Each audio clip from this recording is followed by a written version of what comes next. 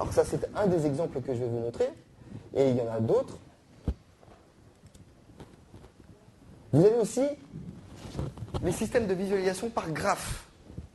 Alors, les graphes, c'est quelque chose qui peut être très très complexe, c'est-à-dire que chaque point, chaque information est liée avec d'autres informations. Et vous allez naviguer d'une information à une autre. Alors, les systèmes de graphes sont de plus en plus répandus. Hein. On parlera de mind mapping, on parlera de différents domaines et des outils.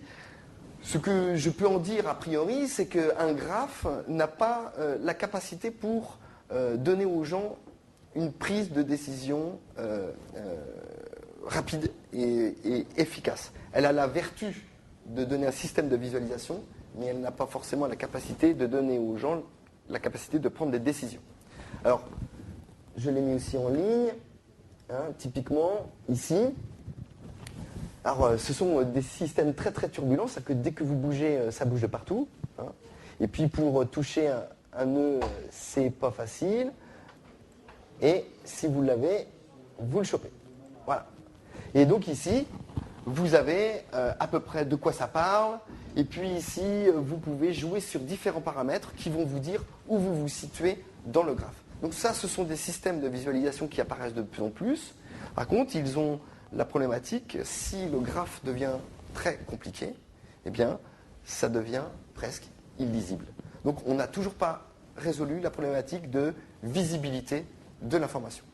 Donc je vous ai parlé donc des matrices, carte de Cohen, là je vous parle de graphes, et ce sur quoi nous on travaille essentiellement, ah oui, avant il y avait celui-ci, je m'excuse, alors celui-ci on a du mal un petit peu à l'avoir en ligne, là, il faut avoir un très très haut débit, mais je vous invite à aller le voir, c'est Tianamo. Et Tianamo, typiquement, vous posez une question, Nior Stallman, donc là j'ai fait une photo, et ce sont des pyramides qui vont vous dire, voilà, je pose cette question-là sur Internet, et qu'est-ce qui se dit autour? Et en termes, et ça vous donne donc des petites montagnes. Donc on sait que Facebook en parle, MyDataball en parle. On va pouvoir retrouver différentes informations qui vont compléter l'information que nous recherchons, c'est Nior Stallman. Et donc c'est des systèmes de visualisation qu'on appellera des densités de probabilité. Alors ils ont le mérite d'exister. Par contre, on ne sait pas encore s'ils apportent vraiment une capacité pour la prise de décision. Donc ce sont des alternatives. Bien sûr, je vous enjoins à aller jouer avec tous ces outils parce que parfois, sur des problématiques bien définies, ils peuvent apporter beaucoup de solutions.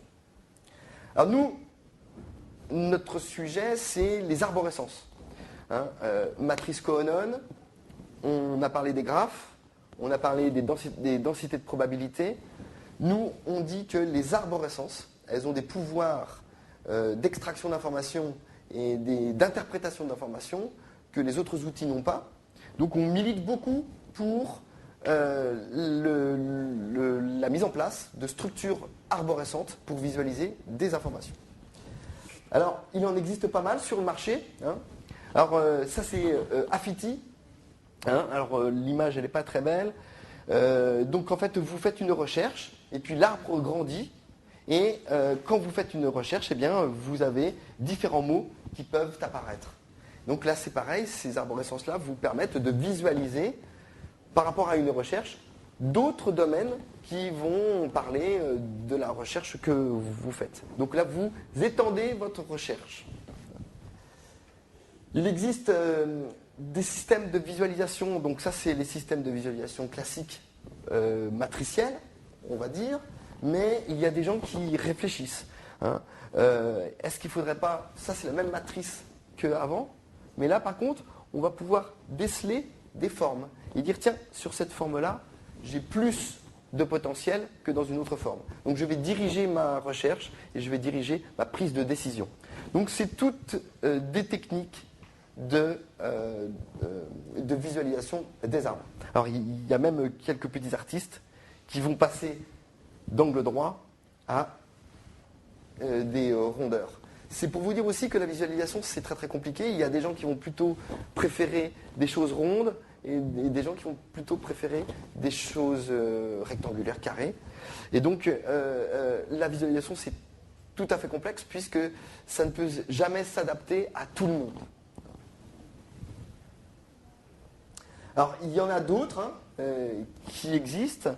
Celui-ci, c'est pour la visualisation des réseaux sociaux.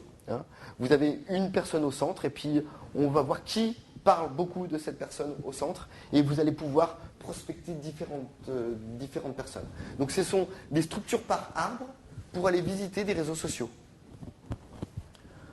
Vous avez ensuite des outils, alors ça c'est mon petit préféré, il s'appelle Grooker. Alors par contre maintenant pour aller le voir sur internet c'est un petit peu plus compliqué puisqu'ils cachent un petit peu leur travail. Mais typiquement, là vous avez un cercle et j'ai posé une question Visual Search. Et dans Visual Search, il me trouve des sous-cercles qui vont regrouper Search Engine, Search Tool, More, Visualization Tool. Et donc de séparer le concept de recherche en différents sous-concepts. Et à l'intérieur de chaque concept, vous aurez d'autres concepts. Et ici, vous allez avoir donc des encapsulations de concepts. Et ça, c'est tout à fait une structure d'arbre. C'est la même chose. Donc ce que l'on peut voir, c'est les objets circulaires et les objets à profondeur d'arbre sont les outils qui sont en train d'arriver de plus en plus sur le marché pour visualiser des grosses masses d'informations. Donc voilà. Donc j'ai bien insisté sur la visualisation par arborescence. Et là, je voudrais revenir un petit peu en arrière sur qu'est-ce qu'on veut sur Internet. Par exemple, je pose la question Niort-Stallman. Et sur Niort-Stallman, je vais sur Google et j'ai une liste qui va me donner tout ce qui se dit sur Niort-Stallman. Et puis, je vais avoir, Google va me donner des mesures de score de tous les résultats sur Niort-Stallman. Est-ce que c'est pertinent ou pas? Et donc, ils ont ce fameux secret du PageRank. Donc, c'est un calcul mathématique qui va dire si c'est pertinent par rapport à une recherche. Donc là, vous avez la liste en bas de tous les liens qui vont être extraits par rapport à cette demande-là. Et là, vous avez un score de pertinence. Et plus vous allez loin, plus le score de pertinence baisse. Okay. Donc ça, c'est quand on sait ce que l'on recherche. Niort-Stallman, je ne sais pas trop ce que je recherche. Par contre, si je cherche Niort, je cherche Niort. Donc, par contre, lorsque les recherches sont un peu confuses, lorsqu'on ne sait pas trop ce que l'on recherche, est-ce que c'est suffisant d'avoir un Google? Nous, ce que nous pensons, c'est que ce n'est pas du tout suffisant. Et typiquement, ici, considérons que c'est la page 1, la page 2, la page 3, la page 4, la page 5. Donc c'est Google qui, de manière arbitraire, va nous couper nos pages en fonction de son score. Et son score, est-ce qu'il est complètement objectif? On ne sait pas. Et en tout cas, on ne sait plus. Eh bien, c'est peut-être toutes ces questions que je me pose. Niort-Stallman, mais on parle. Je voudrais aussi en savoir un peu plus sur le logiciel libre. Il y a le SPN, le réseau du numérique. Je voudrais aussi, tiens, il paraîtrait que Richard Stallman fait une tournée européenne. Pourquoi Niort? Il y a aussi l'université de Poitiers, il y a le STID qui est aussi présent. Donc, je voudrais sur Niort-Stallman en savoir un peu plus. Et si je dois lire Google, je vais devoir lire un nombre de pages très important. Donc, je vais prendre du temps. Okay. Alors, de manière provocateur, c'est les arborescences ou la liberté de trouver. C'est-à-dire qu'on considère que le système de liste n'est plus du tout suffisant. Donc, le système de visualisation de liste par liste n'est plus du tout suffisant. Alors, Google, Niort-Stallman, voilà, j'ai ça.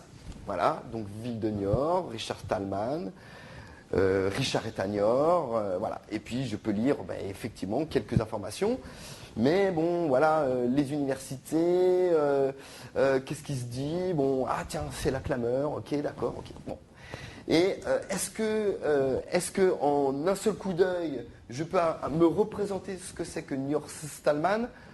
Je peux dire que non, ce n'est pas suffisant. Alors, il existe des alternatives sur le net.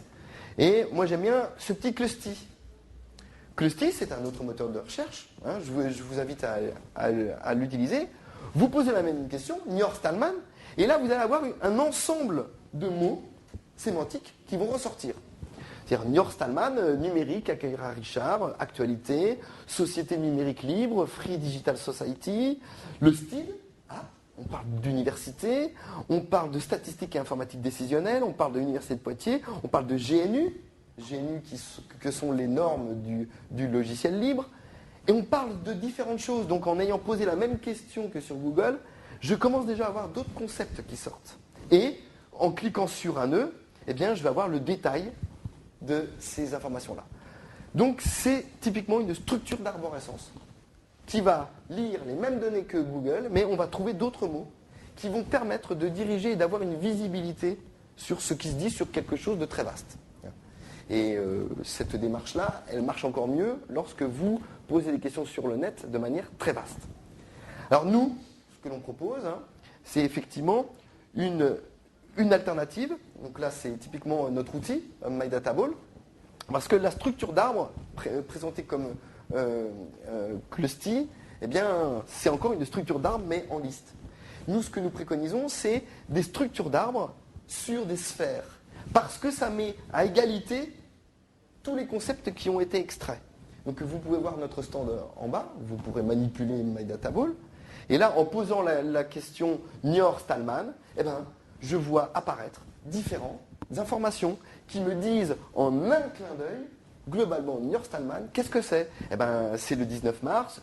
Richard Matthew, je ne savais même pas qu'il s'appelait Matthew, maintenant je sais qu'il s'appelle Matthew, que c'est un Américain. Je ne pensais même pas que c'était un Américain, je pensais que c'était un Européen. On parle de la ville de Niort, on parle du département Stid, on parle du père fondateur du logiciel libre, on sait que c'est à la clameur, on sait que c'est en France, on sait qu'il y a des conférences. Et déjà, en un clin d'œil, vous pouvez accéder par des systèmes de visualisation, accéder à des mots-clés sémantiques qui vont réduire la masse d'informations et vous apporter de l'information pertinente. C'est tout l'objet de la visualisation, c'est réduire l'univers des possibles de l'information pour que l'homme puisse l'interpréter très rapidement. Donc, la chose qui est fondamentale il faut le savoir, c'est que le champ de la visualisation est énorme. Beaucoup de gens travaillent de plus en plus sur ces chantiers-là. Vous avez l'université de Poitiers, vous avez aussi l'université d'Angers, vous avez à Paris, vous avez l'INRIA, le CNRS, où tous ces organismes-là travaillent sur la data visualisation, qui est devenue un enjeu majeur.